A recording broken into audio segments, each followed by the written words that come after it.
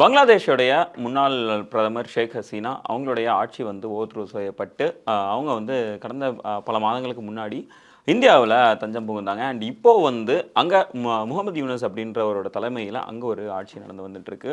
And அந்த இடத்துல ஷேக் ஹசீனாவோட ஆதரவாளர்கள் வந்து தொடர்ந்து பப்ளிக் அண்ட்ரஸ்ட்டை காஸ் பண்ணுறாங்க அப்படின்ற ஒரு மிகப்பெரிய கம்ப்ளைண்ட்டுமே எழுந்திருக்கு.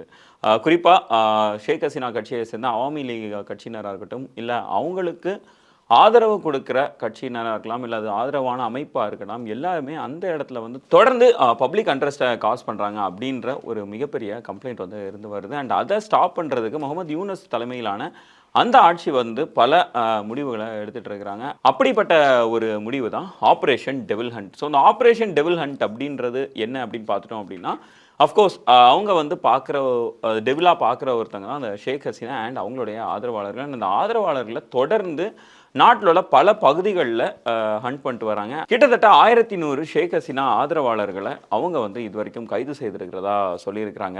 இந்த ஆப்ரேஷன் டெவில் ஹண்ட் அப்படின்ற இந்த ஒரு ஆப்ரேஷனை திடீர்னு லான்ச் பண்ணுறதுக்கான ஒரு காரணமாக எது அமைஞ்சது அப்படின்னா, சில ஸ்டூடெண்ட்ஸ், அதாவது ஷேக் ஹசீனாக்கு எதிராக ப்ரொட்டஸ்ட் பண்ணிட்டு சில ஸ்டூடெண்ட்ஸை டார்கெட் பண்ணி அவாமி லீக் ஆதரவாளர்களும் இல்லை ஷேக் ஹசீனா ஆதரவாளர்களுமே தாக்குதல் நடத்தியிருக்கிறாங்க அந்த ஸ்டூடெண்ட்ஸ் மேலே. அந்த ஸ்டூடெண்ட்ஸ் வந்து அதுக்கப்புறம் என்ன பண்ணுறாங்க அப்படின்னா, ஷேக் ஹசீனோட வீட்டையுமே அடித்து உடைக்கிறாங்க. அந்த டாக்காவுக்கு கொஞ்சம் அவுட்ஸ்கட்டில் இருக்கிற மாதிரியான அந்த ஒரு வீட்டை.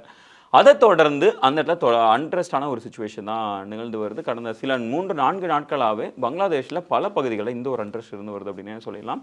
அண்ட் ஷேக் ஹசீனாவோட ஆதரவாளர்கள் அங்கே இருக்கிற சில ஸ்டூடெண்ட்ஸ் மீது இன்னும் தாக்குதல் அதிகம் நடத்துறதுனால இந்த ஒரு முடிவை முகமது யூனஸ் எடுக்க நேரிட்டது அப்படின்றதையும் அவர் சொல்லியிருக்கிறாரு. அண்ட் இந்த ஒரு ஹண்ட் மூலமாக கிட்டத்தட்ட 1000க்கும் மேற்பட்டோர் இது வரைக்கும் கைது செய்யப்பட்டிருக்காங்க. அண்ட் இன்னும் பலர் வந்து இந்த ஒரு ஆப்ரேஷனில் கைது செய்யப்படுவாங்க அப்படின்றதையுமே அவர் உறுதியளிச்சிருக்கிறாரு. இந்த ஒரு ஆப்ரேஷனில் லான்ச் பண்ணதுக்கப்புறம் முகமது யூனஸ் வந்து ஒரு விஷயத்தையும் சொல்கிறாரு. என்ன அப்படின்னா, இப்போது நாங்கள் கட்டிகிட்டு இருக்கிறது வந்து ஒரு புதிய பங்களாதேஷ். அண்ட் இது வந்து பழைய அந்த ஃபாசிஸ்ட் பங்களாதேஷை விடவும் இது ஒரு பெட்டரான ஒரு பங்களாதேஷாக இருக்கும்.